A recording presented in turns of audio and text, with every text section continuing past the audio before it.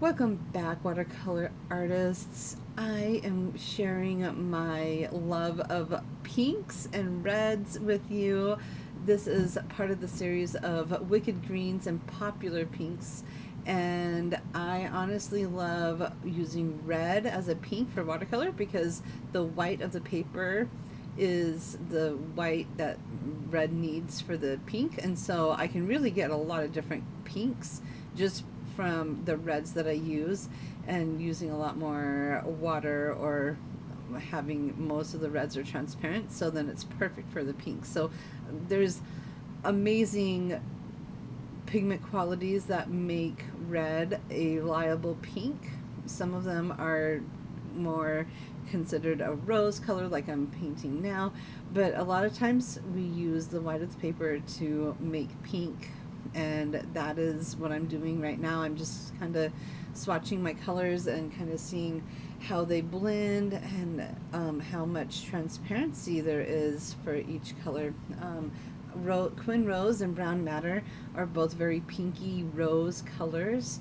Brown Matter actually, it depends on the manufacturer. Winsor & Newton makes the Brown Matter and it's very pink. This one must have been Daniel Smith's Brown Matter, and I would say that that is par for the course. It should be a little bit more orange, but that's okay.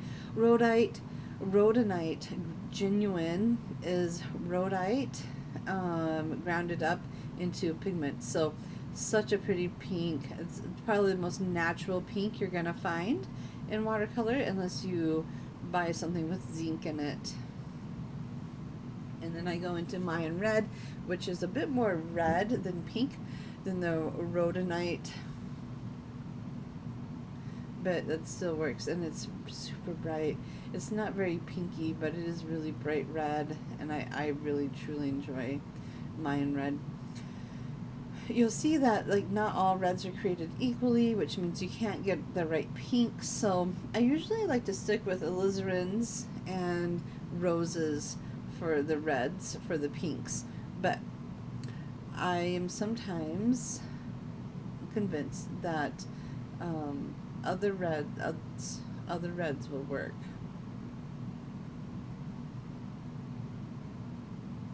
So you can tell that the burnt scarlet is not very red. I wasn't expecting it. Now Quin Fuchsia is just a beautiful color, and there's so much pigment. It's a Daniel Smith color, and I just really have loved it. You will see in a minute why I just love it. The pigment is thick and very rich, so a little goes a long way, and I'm grateful for that.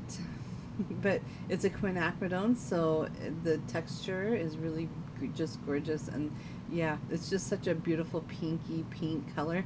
I would rate that close to my number one pink, next to my Perm Rose or my Alizarin Rose. This is right up there for a really pretty pink. And then Rose Madder Permanent is another one of my. Rose Madder Permanent is a beautiful color. It's not very light fast, so that's sometimes why people avoid it, but I think if you're using it for cards, it's just fine for cards, but it will fade over time, so keep that in mind. But it is gorgeous. It's a beautiful pink, and I really have no problems with that one. Alright, we're going to move on, and we're going to do Potter's Pink next. This is a earthy, pinky color. There's no... I have yet to describe it. It's very Potter's Pink. Like when you think of pottery with a little bit of pinky, almost earthy color to it. It's very earthy. It does look brown, especially when you put it next to like a magenta or a green even. It'll look very brown, but that's okay. So I wanted to try two different colors. This is Quin Coral from Daniel Smith, and it's a very red. It can get very pink with just the white of the paper. Next to Quin Red, and Quin Red and Quin Coral they're made from different brands, but they have the same pigment number, so technically they should be the same color. And so that is what I'm trying out, is the Quin Coral from Daniel Smith, the same color as the Quin Red from Winsor Newton, and I would have to say yes. So you don't always need two different colors of the same, but it's nice to see what kind of numbers, pigment numbers they are, because then you can know, like, oh, I already have P17, I don't need another P17. Quin Magenta, I thought was going to be more pink and red, and it's very purpley, so you can see what I mean now. Next to that purple, that pink, powder's pink, looks almost brown, but it's a gorgeous color for skin tones. And then last but not least is Rose of Ultramarine from Daniel Smith. This one is one of those like new super granulating type pigments where you can see a little bit of the blue and a little bit of that rose color, and they just mingle really nice together. And so I like to add a lot of water to those pigments so you can really see the different colors move on the paper. Alright, and that's it for swatching the reds that I wanted to learn more about. I love swatching colors, and now this is just me playing with some of that leftover paint that I got on my brush that I put on my palette, and I'm just going to make some really pretty simple strokes with my brush, and I'm making like a little tulip or like a bowl shaped petal flower. These are just coming from my imagination, and I really enjoy it.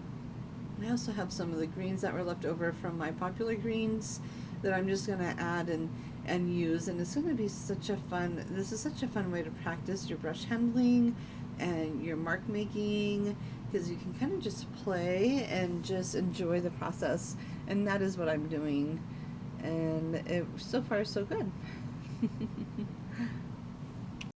I really like using these practice sheets for that reason. I think of them as like my piano scales, or even as my warm-ups, and I'll just paint these, and then they'll turn into cards. I'll paint the whole bit, like the whole paper, and then I'll cut them down and make it into cards.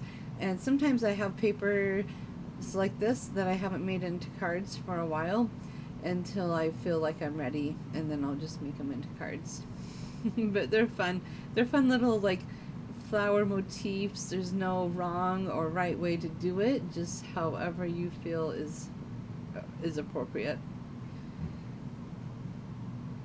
And I'm just kind of going wherever my mind takes me.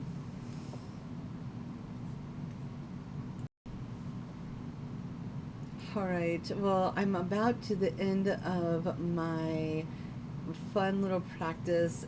I'll fill up the whole page, but I'm not going to bore you with that. I just wanted to share with you, like, what do I do with all the extra pigment left over on my palette? I take out a clean sheet of paper and start painting. Anyways, if you found this video to be helpful, I would sure appreciate a like and a subscribe, and I'm grateful to be able to produce content every Thursday for you guys. So happy painting, and we will talk soon. Bye.